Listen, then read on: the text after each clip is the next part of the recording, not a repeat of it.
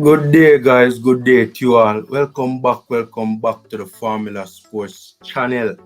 Welcome back to the channel, ladies and gentlemen.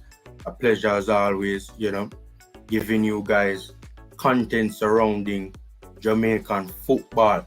See, and in this particular video, you guys see the banner at the end of your screen. We're continuing to look at, or examine or look back at, so to speak, the U17 campaign, that would have recently ended in,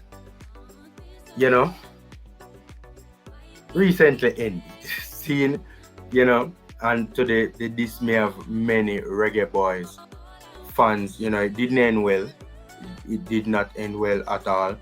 We got dumped out of the competition by Guatemala, the home team, seeing. But this particular video, I want to focus on the top performers for the Jamaica U17 team, right? A lot of negativity, when, upon the competition ending for us, and I understand why. It's understandable why, but I want to focus on something positive for a change. Seeing the Formula Sports top performers for the Jamaica U17. Seeing, so the first one I personally want to look at quickly is a player by the name of Jamani Bell. Me personally, ladies and gentlemen, he was my favorite player of the campaign, right? I don't know if you guys agree or disagree with me, but he was definitely one of the better players for the U17 team, and me personally, I think he was the best, right, out of all the players that would have participated. Seeing, I see a lot of similarities in the way how this player plays to a player by the name of Ravel Morrison whenever Ravel Morrison plays as an attacking midfielder. Seeing, I see a lot of similarities with Jamani Bell's game as an attacking midfielder and Ravel Morrison's game as an attacking midfielder. Seeing, he does things that Ravel Morrison does when he's playing as an attacking midfielder. He takes the ball out of stressful situations. He recycles the ball. Seeing, he makes the game easier for his teammates. Seeing, shows maturity beyond his years in how he plays the game at only 15 years old. The intelligence in which he plays the game with, right, speaks volumes for me personally.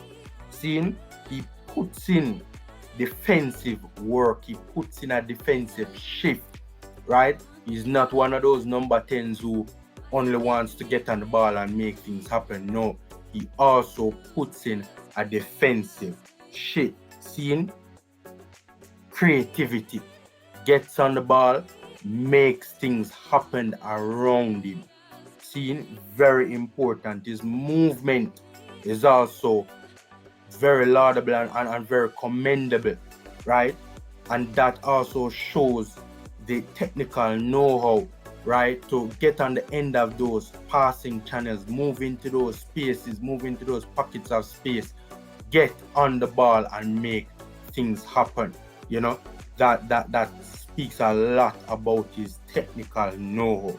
And one of the things that me personally I like about this player is that he is not afraid to shoot, right? The man will let it go no matter how far out. We saw that, in this tournament, Jamani Bell took a shot or two at the goal, and we all remember that excellent one-time volley in the opening game against Cuba to score that sensational goal to open the scoring for Jamaica. Seeing, in the very first goal of the tournament for Jamaica, an exceptional goal. I want to say this though. I was gonna do a video about this right after the Cuba game, but because I really wasn't feeling well at the time, I was really out of it, man. I was like in pain and all of that sort of stuff, so I never bothered to do the video. Seeing, but I wanted to do a video to say this. I didn't get to do it, but I'm gonna say this now. Craig Butler needs to stop shooting himself in the foot. Craig Butler did, from my understanding, Craig Butler did not want the Phoenix players to show up for the U17. Despite in the initial stages a number of them were included in it, it is being reported by credible sources that he withdrew his Phoenix players. Seeing? Now, he did not want this player, Jamani Bell, to represent Jamaica in the U17s. For those of you who don't know, Jamani Bell was in the Phoenix Academy, the Phoenix setup. Seeing? And, the reason has been, it's out there why he pulled the players, or he wanted to pull the players. The parents of a Jamani Bell, for instance, stood up and said, no, our boy is playing U17s for his country. Look at what the boy went on to do in the tournament. Admittedly, he never had a good game in the Guatemala game, the last game. But the first 3 games, he was exceptional. Really laid down a body of work at a credible level for his national team, which is a major selling point, and which has made the major selling point for this player, has made his stock rise, seen, and has even put him on a bigger map,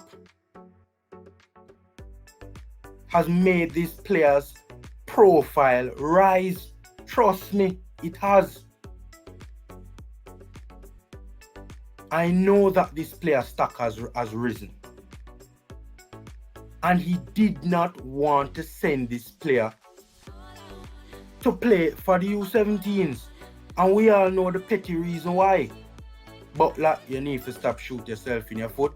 I am happy that Jamani Bell went to this tournament and was able to showcase his ability. Seen?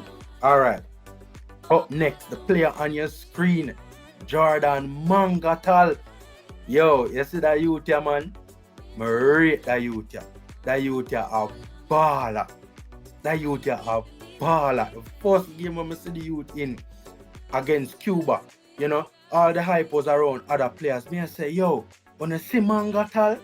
Wanna really see that youth here?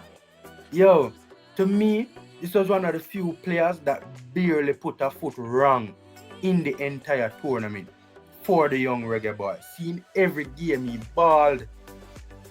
Probably the only player I can think of where I can say every game the standard was really high. Even though I think Jamani Bell touched the highest of the heights, right?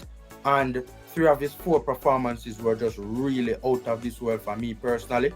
This boy, Jordan Mangatal, played well in every single game for me personally. Seeing?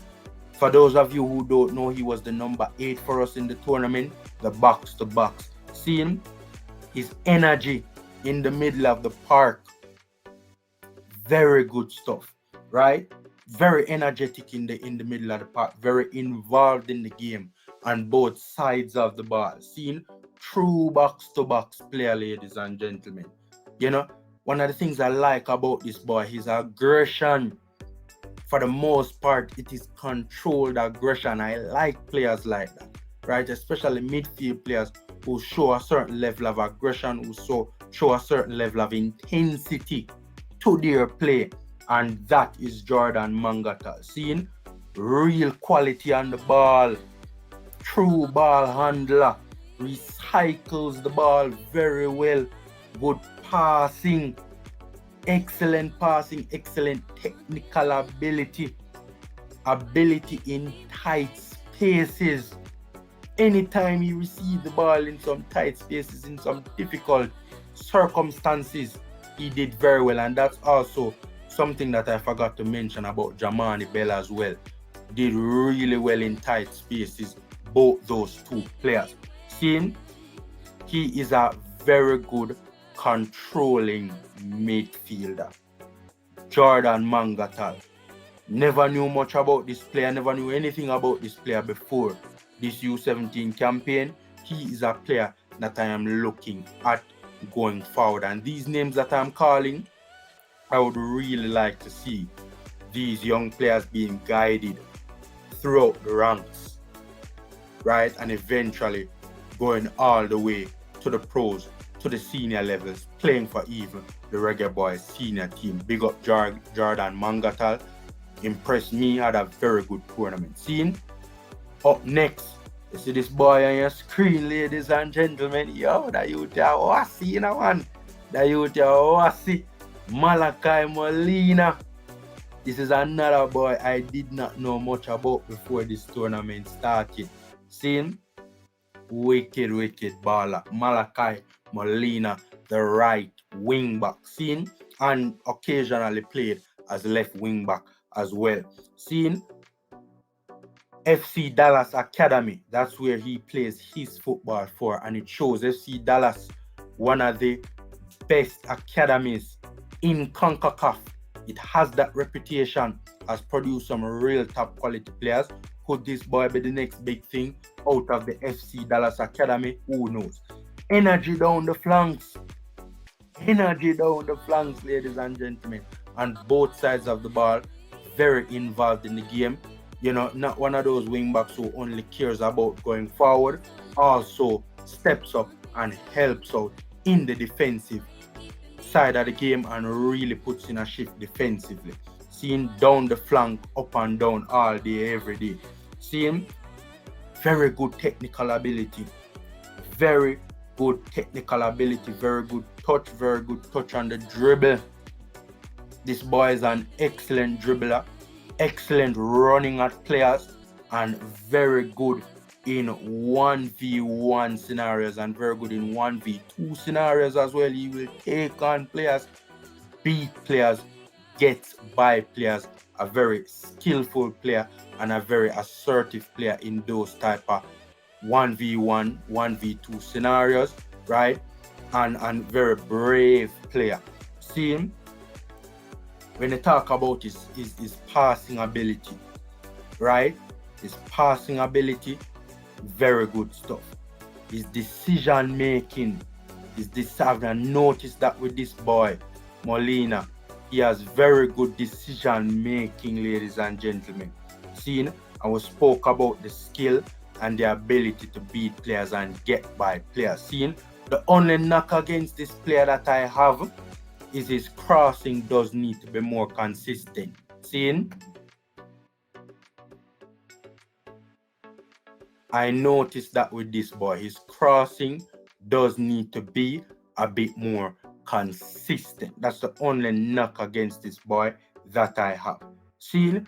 Now, those are the three standout players for me personally, right? Bell, Mangatal and Molina. Seen, but I have two notable mentions that I want to speak on as well. Quickly, Joshua Grant Inter Miami. Joshua Grant Inter Miami. See the boy on your screen there, the goalkeeper. I wasn't too impressed with the first goalkeeper that we used in the first two games. You're a talented boy, but you know, he was not at his best in this tournament, to say the least. Seeing, I was saying after the second game, as a matter of fact, after the first game, I was saying that I really want to take a look at the second keeper, the quote-unquote backup, right? We got a look at him in the third game, and not too long into the third game, I realized that this boy was the real deal. This boy was the truth. Joshua Grant Inter Miami Academy. Seeing, excellent command of his area, you know, excellent presence, his communication with the back line and helping to organize things around the back was impressive to me and much improved upon his predecessor. Seeing, his positioning was also a major improvement for me personally. His positioning was again an improvement on his predecessor, and he had very good positioning. Seeing, reflexes as well. I thought his reflexes and his shot stopping ability, you know, was welcomed in those two final games and really made a big impact in those two final games. So big up to the player on your screen right now, Joshua Grant. And last but not least, in terms of the honorable, I said this much before I move on. Joshua Grant would have been one of the top performers as well had he played all the games. See, so that's very important to note. And last but not least, the picture on your screen, the boy second to right gets an honorable mention as well. Now, admittedly, he did get some big chances that went begging, but, scored a couple goals as well. And I really want to big him up for his hold-up play, and that is why he gets a notable mention. Seeing, or an honorable mention, so to speak. His hold-up play was very good, and his ability, his technical ability in tight spaces.